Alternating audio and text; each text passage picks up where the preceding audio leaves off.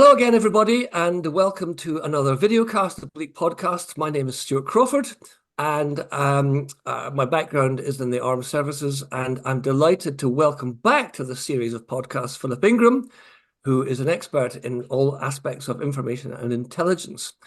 And the broad topic of today's discussion is going to be on information, misinformation, and disinformation, on which Philip is the expert and I am not. But my interest in this originates from being a soldier in British Army of the Rhine in the 1980s, when we were very conscious that the Russians in particular were very good at these sort of operations. And more recently, funnily enough, in a Scottish political context, where there has been a raft of continuous disinformation, possibly misinformation, on such matters as so many frigates were promised by the government to be built on the Clyde, but they haven't been built, although it's patently obviously they have been. And then more interesting is that we've built two aircraft carriers, but they don't work and they've got no aircraft for them, which again is just blatantly not the truth. So those are two sort of elements that have sparked my interest in it. But as I said, I'm not the expert. And so I think we'll ask Philip to lead off. Well, thanks, Stuart. Yeah, you're 100% right. The information game is something that surrounds us today in a way it has never done beforehand. And you've quoted a couple of good examples in Scotland. We've got 60 elections around the world this year, and disinformation and misinformation, I'm afraid, will form a key part of how influence operations go on to try and convince people to vote for one side or the other side. And some of those influence operations are coming from those in countries that have got nothing to do with where the elections are happening. They're trying to influence things from a geopolitical perspective. So as you said, there's misinformation, disinformation, propaganda, deception, fake news, and lots of different words that are out there. And what do they mean? Well, it's really quite simple. Misinformation is information that is incorrect, but you pass it around not knowing it's incorrect. So if someone tells you something, you think, oh, God, crikey, that sounds shocking. I need to retweet that, repost that, tell my friends about it. And you push it out there and you don't realize that it's incorrect information. So you've accidentally pushed something that is wrong around. This is where the difference is between misinformation and disinformation. Disinformation is information that is incorrect, but you know it is incorrect, and you're deliberately putting it out to try and mislead, to try and have an effect. Now, I'd ask the audience out there, do our politicians fill the sound waves with sound bites that are deliberately disinformation? Are they trying to mislead all of the time whenever they say things? It's a rhetorical question, but I think it's something that we do suffer from in our democracies today. Propaganda is disinformation, but usually controlled at governmental or military level for a political or a military effect, usually in conflict. Deception is an activity. It tends to be a military or a geopolitical activity that uses disinformation and hopes that lots of people will push it out through misinformation. Again, it tends to be something that is part of a formal plan of doing things. And fake news is Donald Trump's catch-all for trying to describe all of that in a modern era. And that modern era is something that's interesting because we think of this as something that's new. It's not. I go back to one of my favorite books, which is The Art of War by Sun Tzu, that great Chinese general and philosopher from the 6th century. And paraphrasing one of the bits in there, he says, all warfare is deception, all deception is warfare. We've had disinformation since then. It's something that we in the West used to be good at.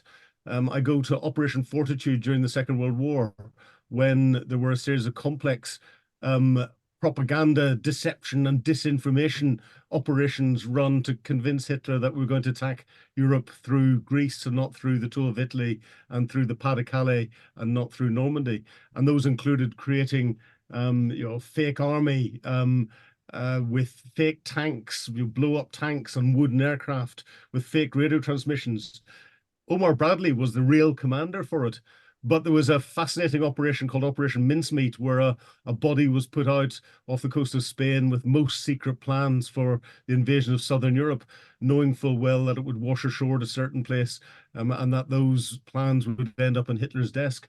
And they did, and Hitler believed them. So it's something we were good at. It's something that we seem to have forgotten and become victims of. Now look at two of the current areas of conflict in the world, namely Ukraine, and again, then look at perhaps Gaza, and try and identify where instances of information, misinformation, disinformation, propaganda, fake news, and deception have been used. And I'd be quite interested in maybe one or two examples if you are able to provide them. Disinformation is an active part of all of the operations that are going on, and they're integrated into it at every level. And I said I wasn't going to use the word maskirovka, but you know, I will in this case, because it's part of Russia's doctrine, which is masking, which is trying to throw people off the scent. It doesn't mean telling a complete lie. The Russians do that, and you know that's varanya, which is to lie in Russian. But they have that almost as a bit of a policy. It's just to throw doubt as to what's happened, so that the target audience is kept uncertain, and therefore you can exploit that uncertainty for your own ends. So the disinformation campaign that's been pushed back into the Russian people is the fact that Russia has been threatened by NATO. There was an imminent NATO threat of a NATO attack against Russia, and therefore Russia was duty bound to protect Russians by invading Ukraine and stopping Ukraine becoming a safe space for NATO to build up and mount those attacks from. That was very much aimed at the Russian domestic audience, and if you listen to the wording of it, it ties in with the very strong nationalistic, emotional stance that the Russians love to take. You know, if it wasn't for that emotional stance, then you have to question why Vladimir Putin ever got re-elected as president, because the economy was tanking, unemployment's going through the roof, cost of living's going through the roof, but he managed to secure a bigger percentage of the vote, if it was legitimate, which we have to question, by condemning the West for blaming Russia for the attack on Sergei Skripal in Salisbury, 2017. That's when the last Russian election was. So we're seeing just about every post that comes out from Russia on Russian television aimed at providing a disinformation narrative to the Russian people to justify why Russia is continuing its activities. And we then see the same when it comes to international activities to try and split things. So if we look at the Nord Stream pipeline explosion, the gas pipeline that was blown up in the Baltic Sea, one of the first statements that came out was that the Royal Navy were behind it. Now, if you look at a number of the statements that have come out from the Russians have been very good at trying to turn around and blame the UK on every occasion.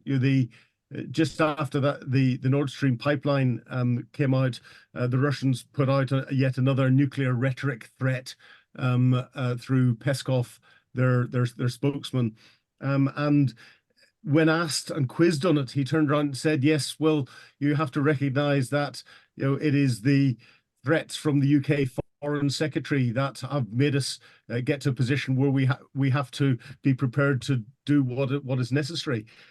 He was sending a message out to the wider European Union, trying to blame the UK for deteriorating relations between Russia and the EU and everything else in the early days of the reinvasion of Ukraine, because I think he believed that with Brexit, the UK was in a vulnerable position with the EU, and that would rally the EU behind an anti-UK response. He hadn't realized that the international community rose well above that, and they misjudged it completely. And this is where, when you use information, if you think of things from your perspective and not the other side's perspective, it's very easy to misjudge things. Disinformation, again, in the Israel-Gaza war, we saw in the early days of the war that there was an explosion outside one of the hospitals in northern Gaza. And within minutes, Hamas put up a statement on Twitter X, turning around and saying, Israeli airstrike attacks hospital, hundreds dead. That was immediately reposted by BBC, Sky, and most other international television channels without anyone sitting looking at it. If you looked at the picture, it was quite obvious something had fallen, and therefore it was probably more likely a munition failure, and that probably had been fired from within Gaza, and therefore it was highly unlikely it would have been an Israeli strike. And in the early days, Israel was not in a position where it was striking hospitals in that sort of way. But by that stage, the headlines were out. Israel airstrike attacks hospital. And we saw that fly in a viral way across every social media channel that there was. And it was only days later, whenever you got some of the mainstream channels get their verified departments to go through it, and they come back cap in hand going, oh, well, we can't confirm one way or the other which it was. It was blindingly obvious. And you, Stuart, know as a military commander, if there is an accident somewhere where something goes wrong, or you accidentally target something, even if you're in the headquarters that has launched the attack, it can take you hours to get to the bottom of the truth and find out what's going on by the time you gather all the bits of information. So there's no way would Hamas know within less than 2 minutes that it was an Israeli airstrike and everything else. So they deliberately put that out to try and skew the picture, and they were very successful. And they're doing that across the board. I have seen television pictures of casualties and supposed bomb sites and rocket sites and all the rest of that are so obviously staged. It's really quite amateurish, but they've been put out as gospel on our mainstream news. And this is where our mainstream news has to realize that its headlines influence probably more than they inform. And the headline is what many people focus on and don't actually sit and read or listen to the story. And this is where I think we're losing the information game in both conflicts from a Western perspective, and that's a shame. There are sort of nuances of the recent troubles in Northern Ireland, when the British Army took ages to get the truth out, but the other side were very quick to claim the circumstances in which various events happened. Thankfully, that's all in the past now. Oh, no, it's not. What I'd like to move on to now, if I may, is you mentioned earlier in the introduction the number of elections that are taking place this year. Most importantly, I suppose, the presidential election in the USA, but also our own general election. And do you think that both these events are going to be exploited by those who would do us harm through the various mechanisms that we've just been discussing?